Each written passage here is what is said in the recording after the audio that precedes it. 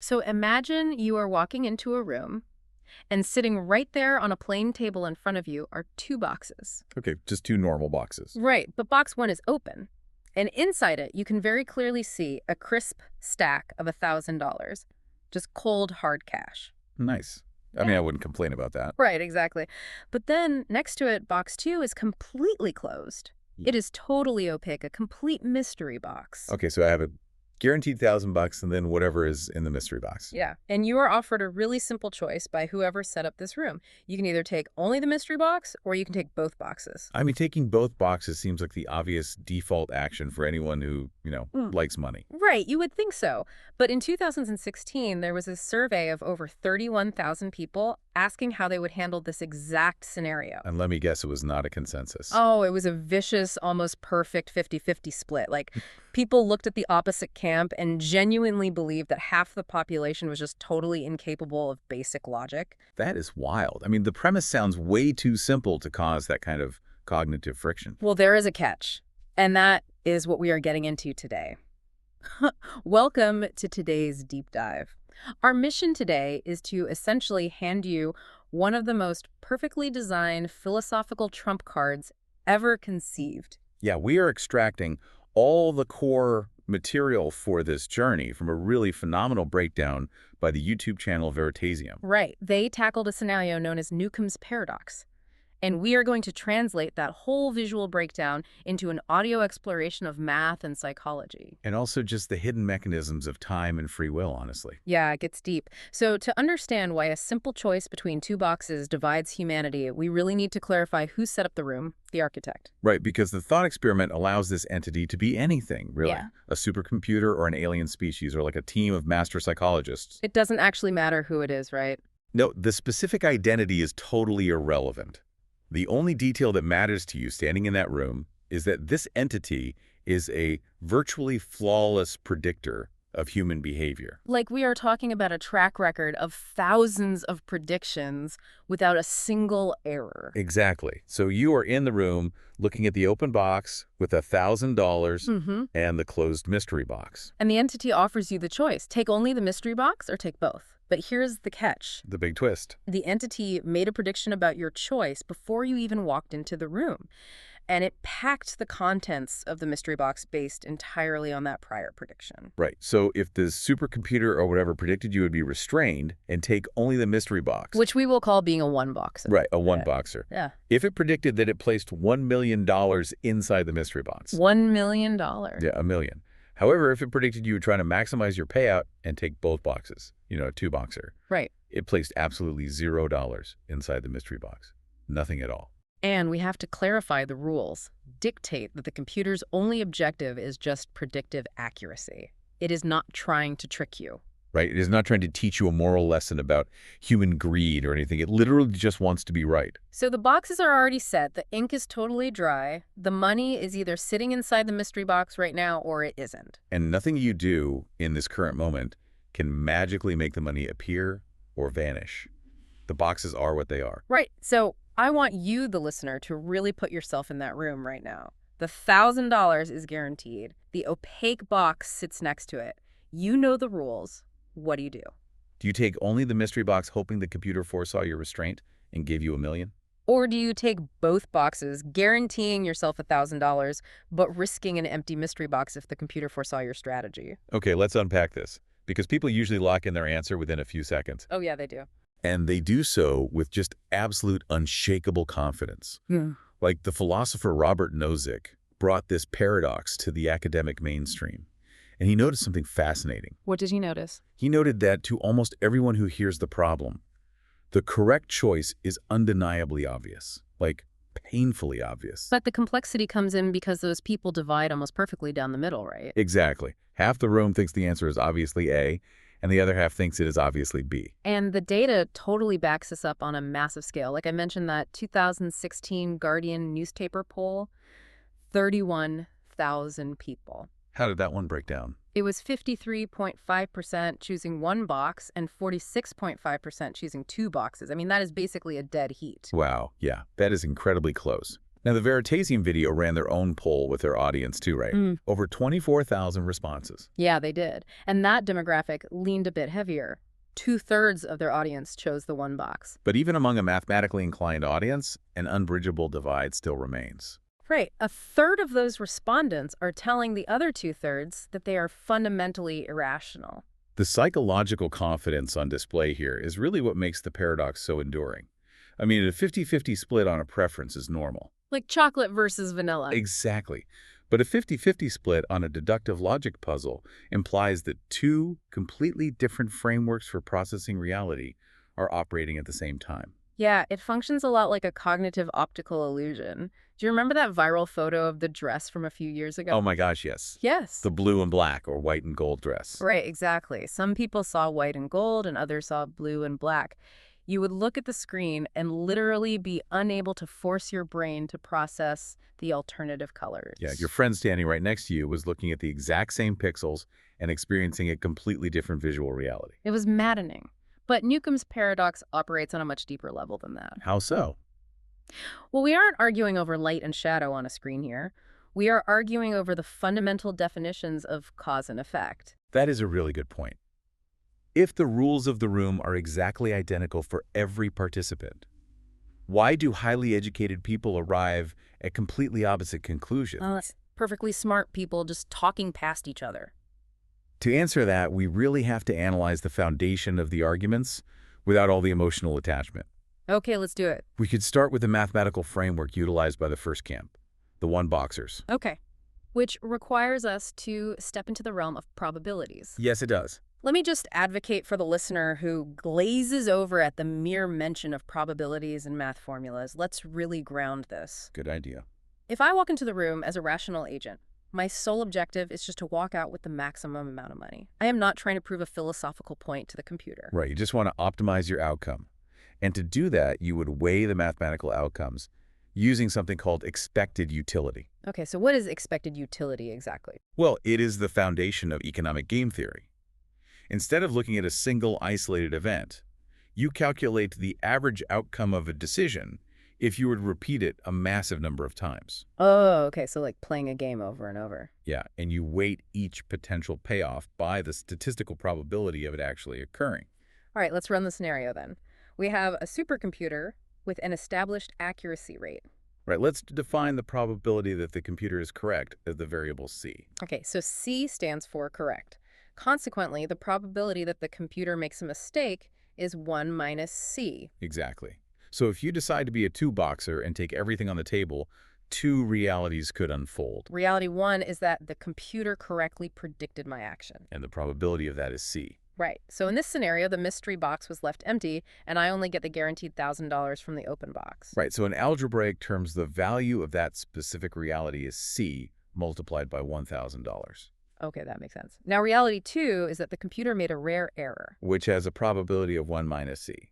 Yeah, it predicted I would only take the mystery box, so it packed the $1 million inside.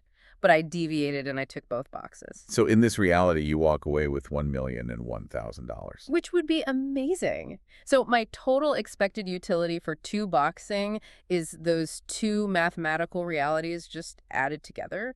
Right now, we have to map out the alternative. If you commit to being a one-boxer and take only the closed mystery box, two realities remain for that choice as well. Okay. Reality 1 is the computer was correct. Probability C. Right. It predicted your restraint, placed the $1 million inside, and boom, you become a millionaire. I like that reality. And reality 2 is the computer was wrong. Probability 1 minus C. Yeah, in this case, it predicted you would take both boxes. Yeah. It left the mystery box empty, and you walk away with absolutely nothing, $0. Which is the nightmare scenario. But the math here actually simplifies really beautifully, right? It does, because multiplying anything by 0 just removes it entirely from the equation. Right, so the expected utility for one boxing is literally just the probability of the computer being correct multiplied by $1 million. Exactly. And when you set the expected utility of two boxing equal to the expected utility of one boxing, you find the mathematical break-even point. Okay, what does that mean, the break-even point? It is the exact accuracy rate at which the computer must operate for one strategy to become more profitable than the other. Oh, I see. So where the math tips in your favor. Yeah, and that break-even point sits at 0.5005. Wait, really? Just barely over 50%. Yep, 50.05%. The implication there is just staggering. How so? Because if the supercomputer is even a tiny fraction of a percent better than just a blindfolded person flipping a coin, the math absolutely mandates that you take only one box. Exactly. The expected utility dictates it. And our established scenario dictates that this computer has a flawless track record. Its accuracy is likely brushing up against like 99.9%. So the expected utility of one boxing completely dwarfs the alternative. It is not even close mathematically. Wow. Yeah, this approach represents a formal branch of philosophy known as Evidential Decision Theory. Evidential Decision Theory. Okay. Basically, an evidential reasoner makes choices based on the evidence available to them at the time. So the one boxer uses prior evidence, which is the computer's phenomenal track record, to calculate those statistical probabilities. Exactly. The evidence overwhelmingly demonstrates that taking one box correlates with walking away rich, while taking two boxes correlates with walking away with only $1,000. Right. So evidential reasoning dictates you choose the action that provides the strongest statistical evidence for a favorable outcome. Okay. I mean, the math makes perfect sense on a spreadsheet, but there is a massive cognitive gap here for me. What is the gap? Well, I'm looking at correlations, and I feel like I am being asked to just surrender my own agency to a statistical average. I see what you mean. Like, if I am standing in the room looking at physical objects right in front of me, why should I trust a system's reputation over my own physical autonomy? You feel like you're giving up control. Totally. What if I just decide to spike the machine at the last possible microsecond? Am I just supposed to blindly trust the reputation? Well, that specific friction you are feeling right now, that visceral rejection of surrendering agency, that is the exact psychological mechanism that fuels the opposing camp. Oh, the two boxers. Yes, that rebellious instinct leads us to the equally sound logic of the two boxers. Okay, let me step into the shoes of the two boxer now. My argument here entirely discards predicting the future, right? Correct. It relies heavily on the rigid, unalterable physics of the past. So time is the defining metric here. Time and causality. The crucial hidden assumption is that the boxes were physically packed before you entered the room. Let's visualize the timeline for this. So yesterday at, say, 5 p.m., the supercomputer finalized its prediction. Right. It made its guess. And based on that prediction, a mechanical crane either lowered $1 million into the wooden box and sealed the lid, or it lowered an empty void into the box and sealed it. Exactly. The box is sealed. Right now, as I stand in the room, my current brainwaves cannot travel backward through time. No, they can't. My thoughts cannot change the past. My decision in the present moment cannot magically teleport physical currency through a piece of wood. Right. You are operating under a grounded, physics-based understanding of the universe. The state of the box is totally fixed. So when you view the room through that unyielding lens of linear time, all those probability calculations become completely irrelevant. They do.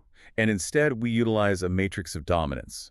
The two boxers evaluates the physical states the universe could currently occupy, totally independent of the impending choice. Matrix of dominance. Okay, break that down for me. This is known in game theory as strategic dominance. We isolate the potential physical states of the universe. Okay, so state number 1. Yesterday at 5 p.m., the computer predicted I would take both boxes. Right, so it left the mystery box empty. So the universe currently contains a box with $0. If I take one box, I get $0. If I take two boxes, I get the empty box plus the open $1,000.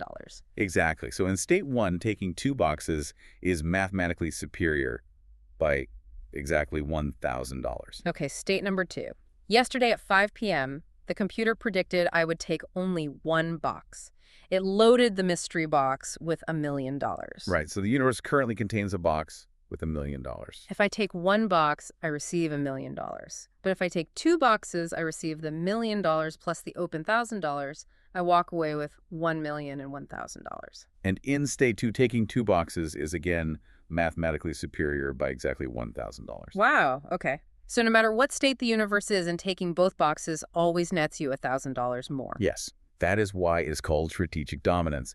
Regardless of what the crane did yesterday afternoon, leaving guaranteed money on the table when taking it cost you absolutely nothing is just irrational. It is the definition of irrationality. This brings us to the opposing philosophical framework, which is causal decision theory. Causal decision theory. How does that differ from the evidential one? Causal theory strictly dictates that a rational agent must base their decisions solely on outcomes they can actively cause in the physical world. Right, because you cannot cause the money to appear or disappear retroactively. Exactly. Evidential theory relies on the correlation that people who choose one box generally get rich. But causal theory demands a strict, unbroken chain of physical cause and effect. So since your decision today has no causal mechanism to alter yesterday's sealed box, you just have to optimize for what you can actively cause. Which is reaching out and taking the guaranteed $1,000. Let me bridge this to a real-world scenario because it feels identical to holding a lottery ticket before the drawing is announced. Oh, that is a perfect analogy. Right, like I purchase a ticket on Tuesday, the numbers are drawn on Wednesday. On Thursday morning, I'm holding the sealed ticket in my hand. The ping pong balls have already dropped. The ink is dry. Me sitting on my couch, hoping and sweating and doing mental gymnastics won't change the physical numbers printed on the paper inside my envelope. Your psychological state cannot exert causal force over the ink. But here's where it gets really interesting, because this is where the causal decision framework just slams into a brick wall. Where does it fail? If the two boxers' grasp of linear time in physics is so flawlessly illogical, why do they consistently end up with only $1,000 while the one boxer walks away a millionaire? You have just stumbled onto one of the greatest philosophical insults in modern academic literature. Wait, really? An insult? Yes. In 1978, philosophers Alan Gibbard and William Harper published a foundational paper dissecting this exact paradox. Okay, what did they say? They meticulously laid out the perfectly logical, causally dominant argument of the two boxers, just like we did. Right.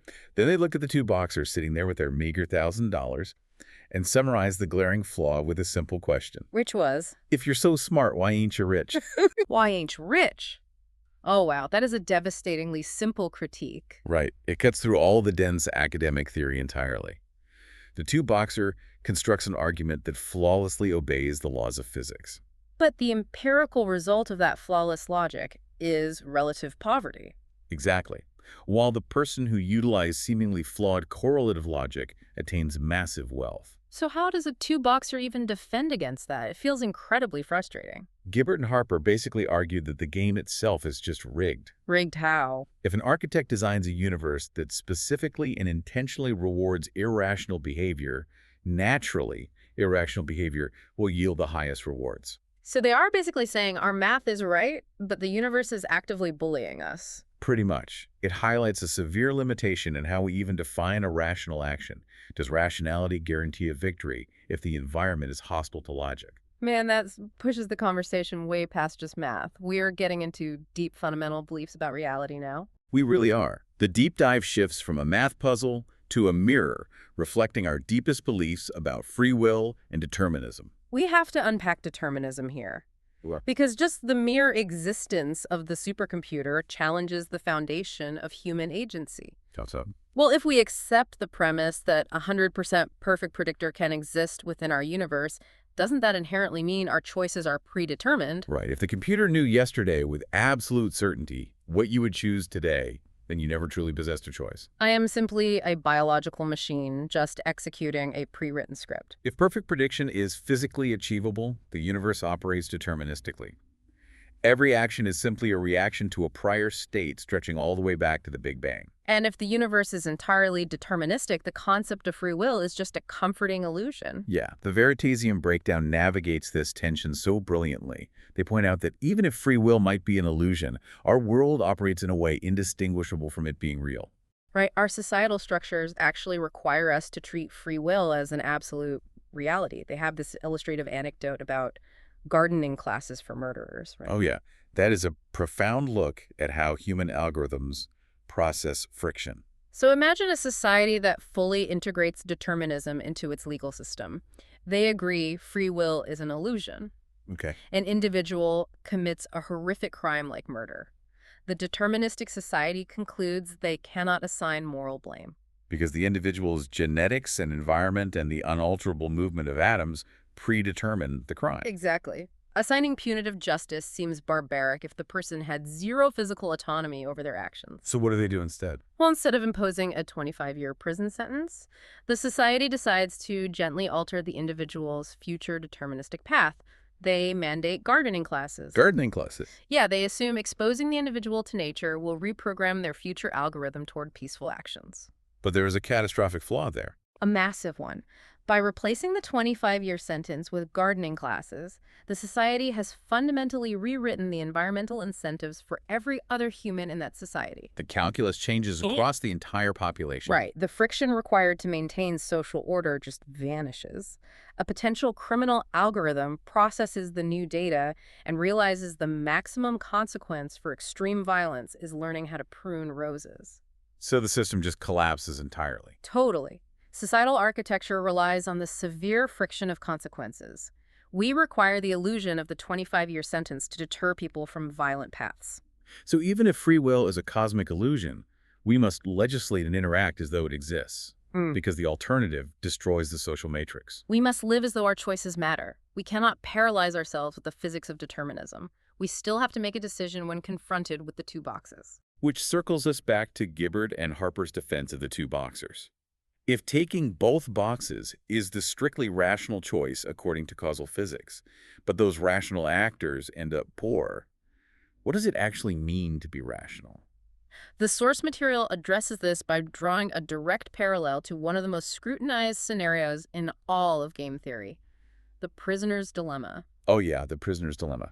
The mechanics of that perfectly map onto the friction we are experiencing with the boxes. It totally exposes the gap between individual optimization and collective success. Let's establish the parameters for the listener. Okay, lay it out. Imagine you and an accomplice are arrested for a crime. The police place you in separate interrogation rooms. Communication is totally impossible. Right, you cannot talk to each other at all. The prosecutor enters your room and offers a deal. You have two options: cooperate with your accomplice by remaining silent, or defect by betraying your accomplice and confessing to the crime. And the exact same deal is offered to your partner in the other room. Exactly. The outcome for both players depends entirely on the intersection of their independent choices. Let's use a simple point system to illustrate the math. Okay, point system is good. If you both cooperate and remain silent, the prosecutor lacks definitive evidence. You both receive a light sentence or a payout of 3 coins each. It is a mutually beneficial outcome. 3 coins each. Got it. But if you defect and betray your partner while your partner remains silent and cooperates, you receive the maximum reward. You get 5 coins for assisting the state, and your partner receives 0 coins and takes the fall. Ouch. And the inverse is also true, right? Yeah. If you cooperate and they defect, they get the 5 coins and you are left with 0. Right, you take the fall. And the final scenario is if you both defect and betray each other, the prosecutor has 2 confessions. You both receive a heavy sentence translating to only 1 coin each. Okay, so if we analyze this from a purely logical, self-interested perspective in a single isolated game, what is the mathematically dominant move? In a single iteration, defecting is always the dominant strategy. It mirrors the logic of 2 boxing perfectly. Let's walk through that. If your partner cooperates, you earn 3 coins by cooperating, but 5 coins by defecting. So defecting yields a higher return. Okay, and what if they defect? If your partner defects, you earn 0 coins by cooperating, but 1 coin by defecting. Defecting still yields a higher return. So regardless of what the other person does, defecting maximizes your expected utility in a vacuum. Right. But here is where the why ain't you rich insult strikes again. How so? If 2 perfectly rational causal reasoners play this game, they will both independently look at the math, they will both choose to defect to maximize their points, and they will walk away with 1 coin each. I see. Meanwhile, 2 irrational friends who simply operate on blind trust will cooperate and walk away with 3 coins each.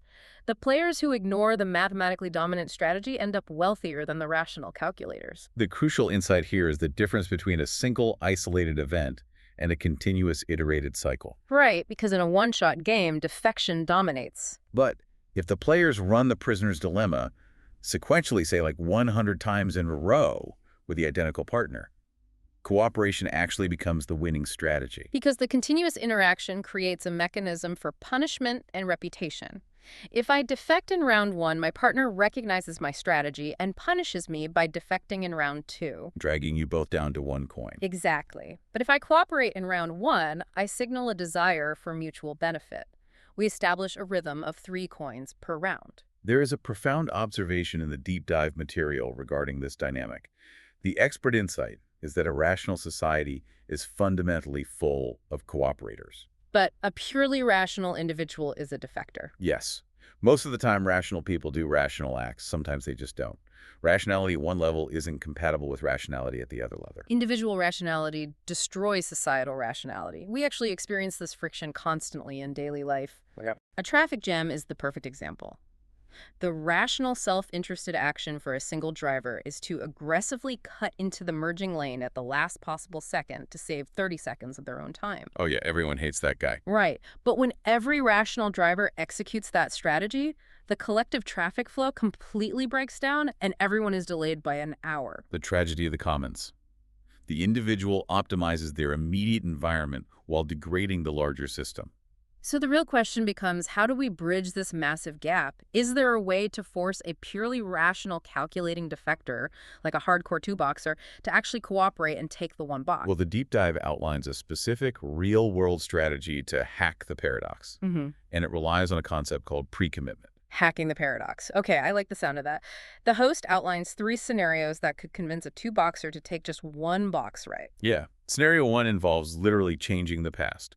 Like if the supercomputer utilizes a microscopic wormhole to view the future. Okay, so then your choice today physically causes the $1 million to be placed in the box yesterday. Exactly. If causality is reversed, the two-boxer naturally takes one box. Right, but we don't have wormholes. What is scenario 2? Scenario 2 aligns with the iterated prisoner's dilemma. If there are multiple trials, allowing the buildup of a reputation. So if you play the box game repeatedly over several years, if you take both boxes on day 1, the computer registers your defection and leaves the box empty on day 2. Right, the two boxers will quickly pivot to taking one box to build a reputation and secure the $1 million payouts over the long term. But scenario 3 is the most relevant one for us because it applies to the single isolated game. Scenario 3 requires the player to successfully pre-commit to a strategy before the computer makes its prediction. Right, pre-commitment is a psychological and strategic binding. You articulate your intention, and you construct a framework that makes deviating from that intention functionally impossible. So if I can approach the computer before it makes its calculation and swear an unbreakable oath that I will only take the mystery box. Staking your word on it. Right, and my psychological profile dictates that I never violate an oath under any circumstances. Then the computer will evaluate my pre-commitment, predict my restraint, and award me the $1 million. In a sterile philosophical laboratory with 2 wooden boxes, pre-commitment is a fascinating academic trick. But the expert material brilliantly scales this concept up to the real world. Oh, this is where it gets intense. We are taking the concept of pre-commitment to the most extreme real-world example possible. The Cold War. The geopolitical standoff. The stakes escalate from a theoretical $1 million to the survival of the human species. To fully grasp how this psychological binding works on a global scale, we really have to establish the historical context of the era. Let's do it. On August 29, 1949, the Soviet Union successfully detonated their first nuclear weapon, the RDS-1. Sparking an unprecedented arms race, the American monopoly on atomic weaponry vanished in a flash of light. And the subsequent buildup of arsenals over the next 20 years defied comprehension. By the mid-60s, the U.S. had amassed an arsenal exceeding 30,000 nuclear warheads. 30,000. And the Soviet Union possessed over 6,000 warheads of their own. The sheer volume of destructive capability was terrifying. The entire planet was functioning as a powder keg. Now, in a scenario where 2 opposing forces hold the capability to eradicate each other multiple times over the intuitive, rational approach, seems to be immediate de-escalation. Right? Disarmament. Yeah. But U.S. Secretary of Defense Robert McNamara championed a strategy that fiercely rejected that intuition. He argued against disarmament. Yes, proposing instead a doctrine that relied entirely on the architecture of pre-commitment. This strategy became known as assured destruction. Later known as mutually assured destruction, or MMD. Right, MAD. The strategy of MAD did not seek to prevent war by removing the weapons. It sought to prevent war by boldly and publicly pre-committing to absolute total retaliation. Ensuring unacceptable damage. The U.S. communicated a crystal-clear directive to the Soviets. If you launch a single missile against our territory, we will not hesitate. We will immediately launch our entire arsenal, ensuring the total annihilation of your country. Deterrence requires an unbreakable guarantee. The goal is to make the consequences of an attack so severe and so certain that the initial attack is never authorized. But the doctrine of M-Day contains a terrifying internal paradox that perfectly mirrors the logic of the two boxes. It really does. The paradox of the button. I want to put the listener in the ultimate hot seat to demonstrate how human psychology reacts to this level of pre-commitment. Imagine you are the President of the United States. Okay. You have publicly embraced mutually assured destruction. You have broadcast your pre-commitment to the globe. Your reputation as a merciless retaliator is the bedrock of global stability. Setting the stage. Then in the middle of the night, the alarms trigger. You receive verified intelligence that a massive Soviet first strike is currently in the air. Oh, man. The deterrent has failed. The missiles will impact in minutes. You are faced with a binary choice. Option A, you honor your pre-commitment, you launch the retaliatory strike. Causing a nuclear winter that kills everyone on Earth. Global annihilation. Right. Or option B, you break your pre-commitment. You refuse to launch the retaliation. The incoming strike devastates your country, but the rest of the planet survives the fallout. You accept a localized catastrophe to prevent human extinction. It is terrible. It is a nightmare. But if you are operating as a purely rational, calculating causal reasoner in that exact isolated moment, much like the two boxers analyzing the table, what is the logically dominant choice? The rational thing in the moment is to not launch, to break the commitment and save the rest of the world. Yeah, It is morally superior to eradicating humanity out of spite. exactly. However, recognizing that the rational choice is to withhold retaliation exposes the fatal flaw in the strategy. Right, because if the enemy knows that you will act rationally in the moment they will attack, Your deterrent completely evaporates. The enemy will launch the first strike precisely because they know your rational logic will prevent you from retaliating. your capacity for rational thought is the exact vulnerability that invites the attack. It is mind-bending. So for mutually assured destruction to hold the line, the pre-commitment cannot be a bluff. It must be absolute. The expert insight here is that you have to elect a leader who maintains the posture of always pushing the button. Someone who appears crazy enough to actually do it, but who secretly will not. Or rather, they have to effectively erase their own free will and bind themselves to the predetermined rule. Right. Game theory explores the mechanics of removing your own free will through something called the game of chicken. Oh, the game of chicken provides a perfect micro-model for this. Yeah. Two cars driving directly at each other on a narrow strip of road. Right. The worst possible outcome for both drivers is if neither swerves and they have a head-on collision. Mutual death.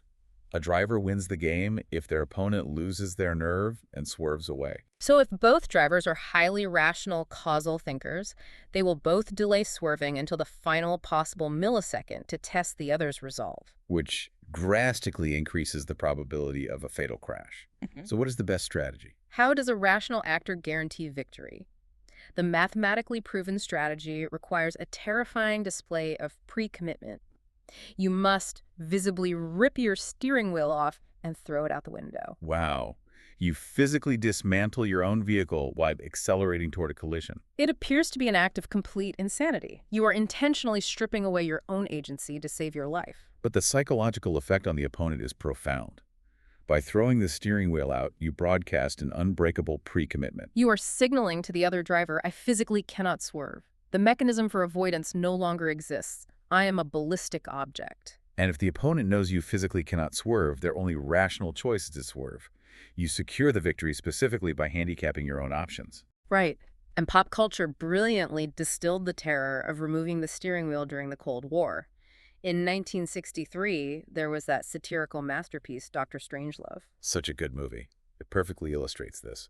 The film centers on the ultimate manifestation of pre-commitment, the doomsday machine. Right. The Russians build a doomsday device that detonates automatically upon attack or tampering. A completely automated system of mutually assured destruction. And the critical design feature is the deliberate lack of a kill switch. The lack of a deactivation sequence prevents the Soviet leadership from having second thoughts. They have permanently thrown their geopolitical steering wheel out the window. But there is a brilliant punchline regarding the mechanics of pre-commitment. It only works as a deterrent if they tell the world about it. Exactly. A secret pre-commitment generates zero deterrence. In the movie, they delay announcing the machine's completion to reveal it as a surprise later. And because the Americans are ignorant of it, an unhinged general launches an attack, triggering the unstoppable end of the world. So the pre-commitment must be public, undeniable, and binding. Let's pull the tension back down from global thermonuclear war and connect this back to the two boxes sitting on the table. It all ties together perfectly. In both cases, the Newcomb paradox and MAD, the absolute best outcome, follows from making a firm pre-commitment to a seemingly worse option. Right, being rational isn't about deciding what to choose in the heat of the moment. It is about deciding what rules you are going to live by. It is about living by rules versus living by choices. The expert shares a profound reframing here. Imagine you are a robot that can wire its own programming. Okay, I am at a digital workbench evaluating my own algorithms. What specific rules would you wire yourself to obey? Well, I wouldn't program myself to be a hyper-calculating defector who betrays partners, because we've proven that strategy yields one coin instead of three over the long run. Right, you would wire yourself to be the kind of creature that always acts in line with the commitments that would have been good to form had you known about the problem in advance. That makes total sense. By viewing life not as a single isolated incident where you should always defect, but as an iterated, continuous series of events where you build a reputation, it makes complete sense to stick to your ideal pre-commitments. By doing so, you act in line with the best version of yourself. Therefore, you confidently take the $1. I am no longer viewing my life as a disjointed series of one-shot events where I must aggressively extract every dollar. I am actively constructing the identity of a cooperator. At the core of all this, whether it is supercomputers, nuclear warheads, or building our own programming, is our struggle to understand the difference between correlation and causation. Which brings us to the summary of this wild journey. We started from a simple game with two boxes plunged into mathematical utility, brushed against the terrifying game theory of the Cold War, and finally arrived at a profound realization about how to program our own moral compass. And we should drop one last piece of insight extracted from the source material regarding correlation versus causation. Oh, right, the real-world application. Yes, this exact paradox mirrors how scientists test if a drug actually works, or if beneficial effects are just due to random chance. So when researchers give a new drug to a patient and they recover, they are confronted with Newcomb's paradox. Exactly. Does the physical chemistry of the drug cause the recovery, or is taking the pill merely an evidential correlation? Because they might have recovered naturally.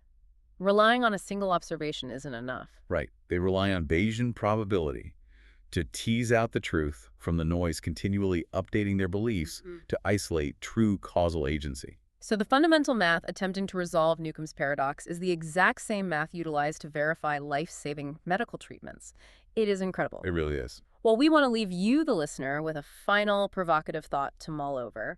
If you knew right now that the universe, or supercomputer, or just the people around you, was constantly evaluating you based not on your in-the-moment choices, but on the rules you have pre-committed to live by. Your foundational programming. Right. What rule in your own programming would you choose to rewrite today? Thank you for joining us on this deep dive. Stay curious.